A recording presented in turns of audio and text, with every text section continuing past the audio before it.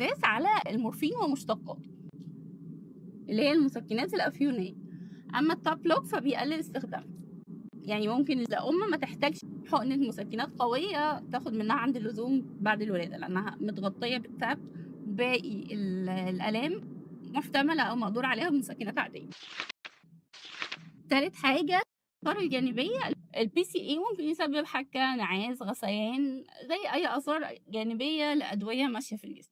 أما التاب بلوك فنادرا جدا ما بيسبب أي أعراض جانبية وبيعتبر آمن جدا جدا لأنه حاجة اتحقنت وقت العملية. الحاجة دي بتتحقن في مسار العصب ما بين العضلات وامتصاصها سيستميك أو دخولها للدم يعني ضئيل جدا، حاجة كده زي بنج الأسنان. المتابعة التمريضية الPCA محتاج متابعة لصيقة من تمريض، بمعنى انه ممكن تكون أوردتك ضعيفة كان لا تقفل بسهولة، بتحتاجي ممرض